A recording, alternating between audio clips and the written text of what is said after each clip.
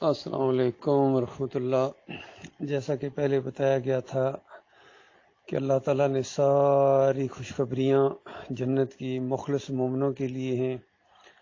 جو اللہ پر ایمان لائیں، ایسا مضبوط ایمان لائیں دل کی گہرائی کے ساتھ کہ پھر شک اور تردد بار نہ پا سکے کہ اللہ ہمارا اکیلا معبود ہے، اس کے علاوہ کوئی اور نہیں ہے۔ یعنی یہ دو باتیں ہیں مل کے ایک بنتی ہے کہ صرف اتنی بات نہیں کہ صرف اللہ کو اکیلا معبود ماننا ہے، بالکل اسی طریقے سے ساتھ یہ ہے کہ کوئی اور نہیں ہے، ما لکم من الہ غیرہ، اس کے علاوہ کوئی اور نہیں ہے، کوئی اور داتا، دستگیر، مشکل کشا، حاجت روا، غریب نواز، بندہ پرور،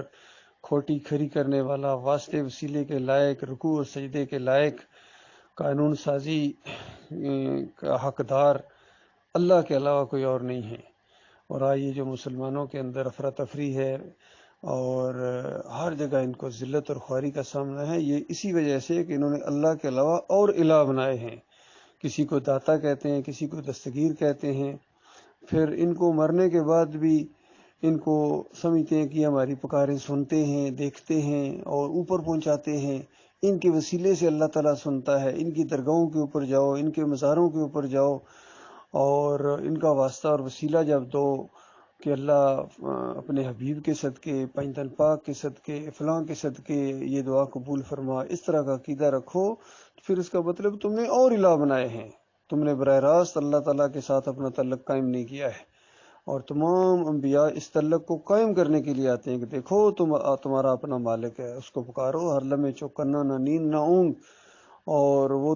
تمہاری شارگ سے زیادہ قریب ہے، عرش پر ہوتے ہوئے ہر جگہ ہر لمحے ہر چیز کو دیکھ رہا ہے۔ تو اس طریقے سے کھول کھول کر بیان کیا گیا۔ تو اس طرح جن کا ایمان ہو ان کے لیے خوشخبریاں ہیں، ان کو چاہیے کہ اللہ کی مساجد بنائیں، اور یہ جب ایک ایک قدم چل کے مسجدوں میں جائیں گے یا واپس آئیں گے، ان کے درجات بلند ہوں گے، ان کی مہمان نوازیاں تیار ہوں گی وہاں جنت کے اندر۔ باقی جو اللہ کے ساتھ شریک ٹھہرائیں اور پھر فرقوں میں بڑھ جائیں، کوئی بریلوی بنا دیا گیا، کوئی دیوبندی، کوئی اہل حدیث، اس سے پہلے بھی قومیں تباہ و برباد ہوئی ہیں فرقہ بندی کی وجہ سے، تو ان کے لیے کوئی خوشخبری نہیں ہے۔ یاد رکھیں جتنی مرضی نمازیں پڑھیں، یہ بیت اللہ میں جا کے نمازیں پڑھیں، جہاں بھی پڑھیں، ان کی کوئی نماز قابل قبول نہیں ہے ایمان کے اندر شرک کی وجہ سے۔ تو یہ بڑی پیاری حدیث جو بیان کی گئی ہے، خوشخبریاں ہیں مخلص مومنوں کے لیے۔ ان کا معاملہ ہے کہ صبح شام ان کا مسجدوں میں جانا، ایک ایک قدم اٹھانا، یہ بہت ہی اللہ کے یہاں قابل قدر ہے، قیمتی چیز ہے۔ اور پھر جو آیت ساتھ پیش کی گئی کہ کن لوگوں پر اللہ لعنت کرتا ہے، تو دیکھیے جن لوگوں نے اللہ کو چھوڑ کر کسی اور کی بات کو مانا اللہ کے مقابلے میں، تو یہ اصل میں پھر طاغوت بن جاتا ہے۔ تو ایسے طاغوتوں اور نافرمانوں کی باتوں کو جو اللہ کے مقابلے میں انسان مانے، یہ بہت ہی بدبختی کی بات ہے۔ ایسے لوگوں پر اللہ تعالیٰ نے لعنت کی ہے۔ کہیں فرمایا والذین کفروا اولیاءہم الطاغوت، کہ جو ان طاغوتوں کو اپنا لیڈر مانے، اپنا رہنما اور رہبر اور امیر مانے، طاغوتوں کو جنہوں نے اللہ کے راستہ ٹیڑھا کیا ہے، جنہوں نے اللہ کے علاوہ دوسروں کے رکوع اور سجدے ثابت کیے ہیں، دوسروں کی پکاریں ثابت کی ہیں، اور ان مردوں کو سننے والا ثابت کیا ہے اللہ کی کتاب کے مقابلے میں، ان کی جو بات ماننے کا مالک فرماتا ہے یہ کافر ہی ہو سکتے ہیں،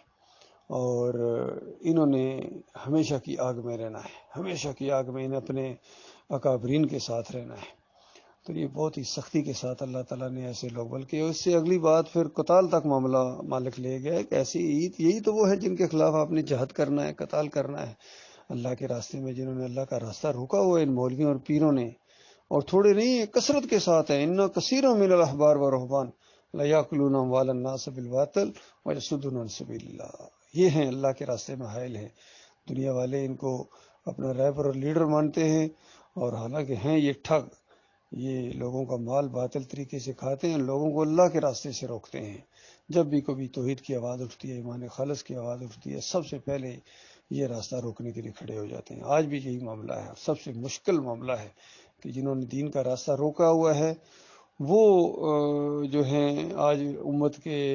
رہبر نظر آتے ہیں، لیڈر نظر آتے ہیں، قرآنی آیات پڑھ کے آتے ہیں، حدیث کا حوالہ دے کے آتے ہیں اپنے خیال کے مطابق، اور پھر لوگوں کو گمراہ کرتے ہیں، فرقوں میں بانٹتے ہیں۔ اللہ تعالیٰ ان کے شر سے امت مسلمہ کو اپنی پناہ میں رکھے۔